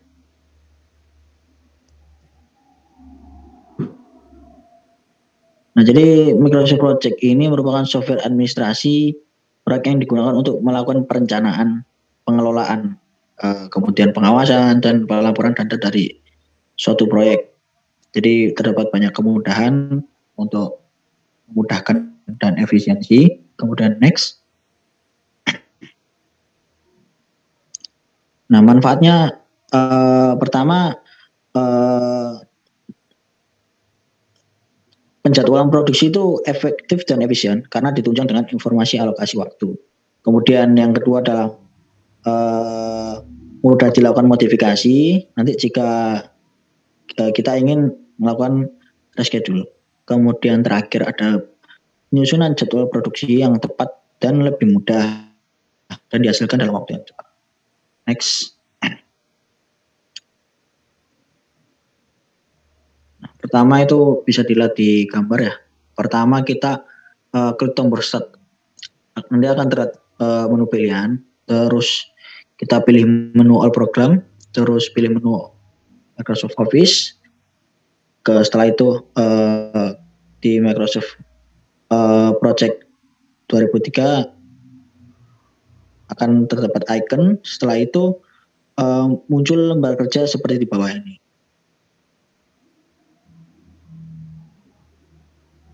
Next.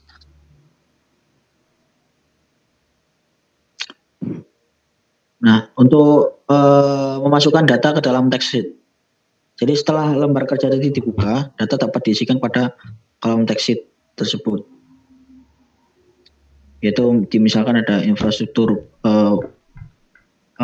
produk ya di situ. Nah, yang pertama nanti data kegiatan proyek itu dimasukkan dengan mengetik pada kolom text name, waktu kegiatan pada kolom durasi. Kemudian kolom start dan finish akan terisi otomatis. Ketika masukkan hubungan ketergantungan sebelum atau pendahulu pada program prosesor, kolom proses untuk sementara dikosongkan. Untuk membuat kolom baru dapat dilakukan dengan klik kanan pada horizontal text names, kemudian pilih insert column. Terakhir pada lembaran kanan grafik Gantt chart akan tergambar secara otomatis bar chart tiap kegiatan dengan hubungan keterkaitannya.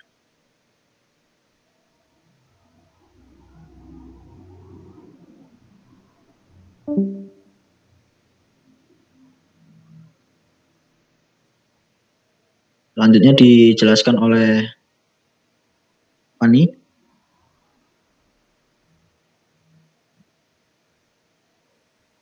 Oke, next yaitu membuka beberapa file bersamaan. Beberapa file dapat dibuka secara bersamaan sehingga akan memudahkan bila ada data yang dipertukar antar file. Jadi multitask gitu. Yang pertama ada klik menu window, yang kedua klik arrange all. Oke, next.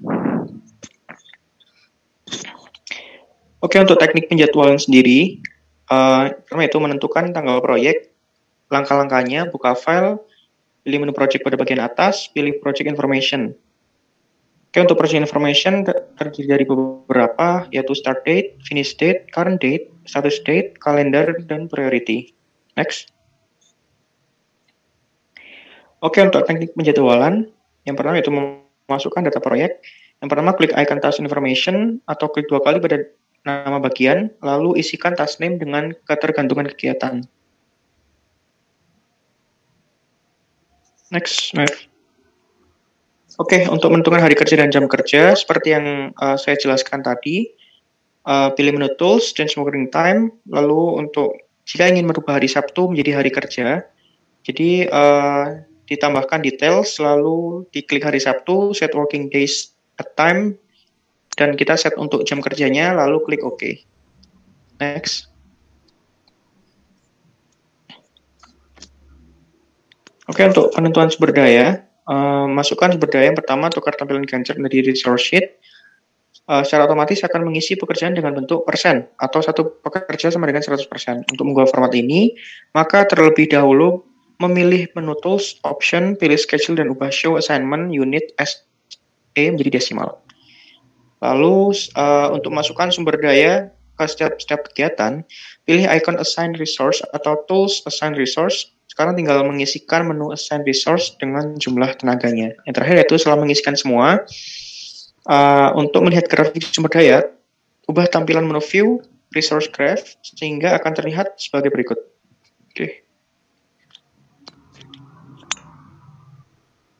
Oke, sumber daya yang dapat diisi terdiri dari pekerja, alat, subkon, dan material. Untuk permasalahan utama dalam penanganan suatu proyek, yang pertama yaitu sulitnya menyelesaikan proyek tepat waktu, mungkin tidak ideal. Yang kedua, seringnya pelaksanaan proyek membutuhkan biaya yang lebih besar dari rencana. Yang ketiga yaitu sulitnya menggunakan sumber daya seefisien mungkin. Oke, untuk masing-masing hubungan telah saya jelaskan, bisa nanti dilihat di PPT. Oke, next, Mav. Ada finish to finish, finish to start, start to start, dan start to finish. Next. Oke, sekian dari presentasi kelompok 3 atau data management. Mohon maaf jika ada kesalahan. Wassalamualaikum warahmatullahi wabarakatuh. Ya, waalaikumsalam warahmatullahi wabarakatuh. Ya, Ahmed masih ingat nggak ini yang harus diperbaiki? Ingat Pak. Untuk yang pertama itu Pak, untuk mengisikan manpower dan cost. Iya. Ya, kasih contoh aja. Ya, memang untuk saat ini kalian belum sampai pembahasan menentukan waktu ya. Itu nanti ilmu ya, nanti kalian ini ada contohnya kalau dari nanti kalau sudah di pabrik ya, bangun pabrik beneran, nanti kalian baru ngerti mengapa ada waktu sekian. Ya. Di antaranya tadi ada yang presentasi, siapa tadi itu, Pram ya. Pram, gimana Pram penjadwalan itu? Berasal dari mana saja inputnya?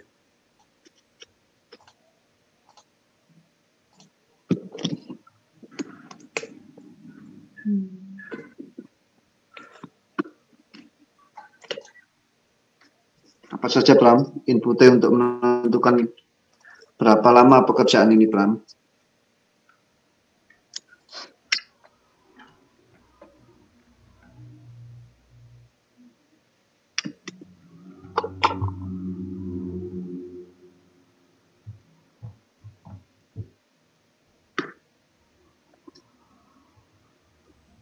Halo, dengar nggak suara saya?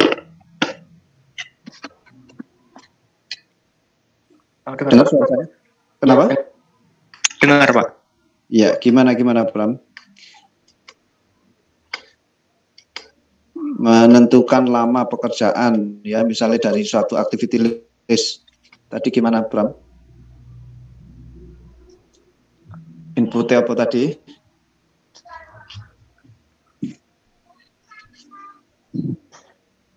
Bagaimana caranya menentukan waktu yang dibutuhkan? Ini memang bukan kompetensi kalian untuk saat ini ya.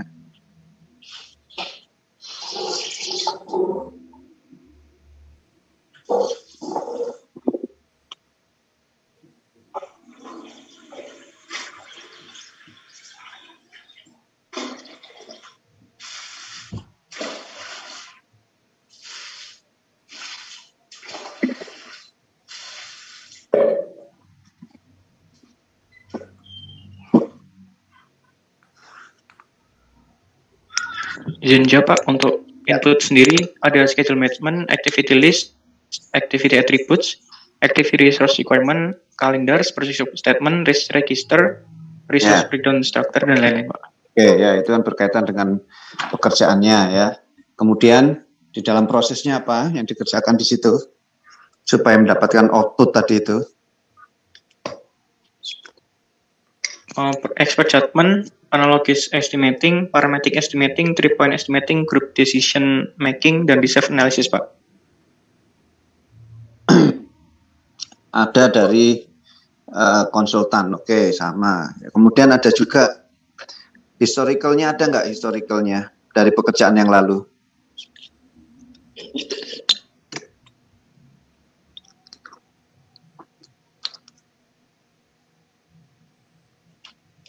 Ada nggak Pran?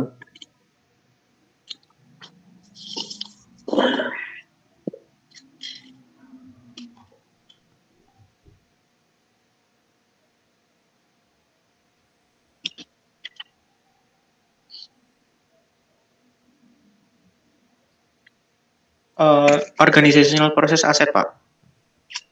Gimana?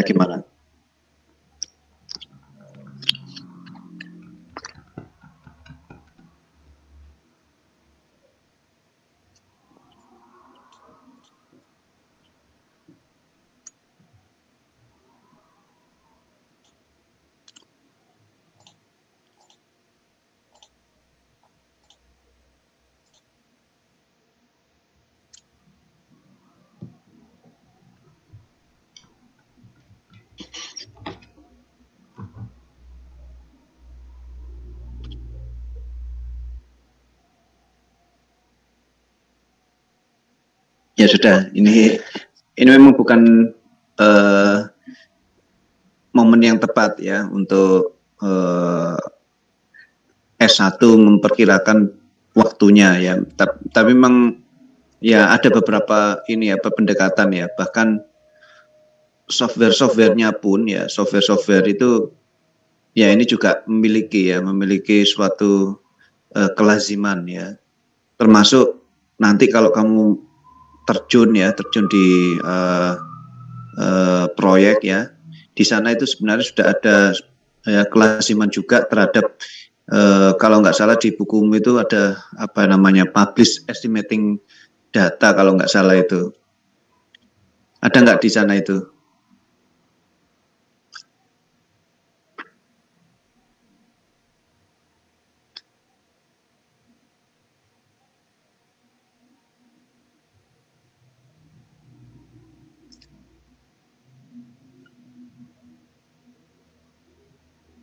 Halo.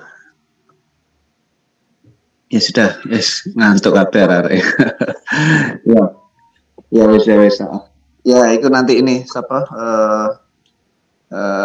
Ahmed ya. Iya Pak. Oke lah, nanti kita berikan ya waktunya sekian ya. Nanti di kesempatan ya barangkali kalau sudah terjun beneran nanti baru ngerti ya. Kenapa kok sekian waktunya? Nah itu sudah ada kelaziman di sana, ada suatu kelaziman. Beberapa project sebelumnya iya, dari konsultan iya, dari project management juga bisa ya gitu. Nah itu memang bukan waktu yang tepat untuk ngajari kalian sekarang ya. Hanya saja nanti mungkin kalian memanfaatkan bagaimana Microsoft Project itu. Karena Microsoft Project itu nggak hanya penjadwalan, tapi kamu bisa masukkan manpower dan cost-nya. Cost, Pak. Activity cost-nya tadi itu. Nah itu tadi siapa yang presentasi terakhir juga sudah menyampaikan tadi itu ya. Nah, itu barangkali dipraktekkan aja, ditambahkan video dari yang awal-awal tadi itu. Saya kira cukup itu ya. Jangan lupa untuk absen. Absen sudah? Ya, sudah Pak. Oke, bisa kita akhiri. Ada pertanyaan? Izin konfirmasi Pak, untuk minggu depan apakah ini Pak ya, untuk praktek Microsoft Project Pak ya? Iya. Atau minggu depan? Iya Pak, atau quiz? Ada apa itu? Saya punya hutang atau enggak dengan kalian ini, hutang kelas ini? Waktu itu yang ada Pak, kelas mengganti. Nanti dicari dulu ya. Kuisnya ini nanti berkaitan dengan ini, MS Project itu. Jadi satu kali pertemuan berikutnya itu kita bahas apa itu tadi ya. Terus kalian terserah ya, kita bahas ini apa, konten-konten topik yang dimasukkan di dalam kuis 1 tadi. Ya, kita ketemu lagi untuk presentasi yang videonya itu, terus kemudian baru kita diskusikan konten untuk kuis 1-nya. Paham ya, Ahmad? Ya, mohon maaf Pak. Waktu kemarin sudah ada kelas pengganti, jadi tidak ada mungkin hutang kelas gitu Pak. Karena sudah waktu itu hari Jumat.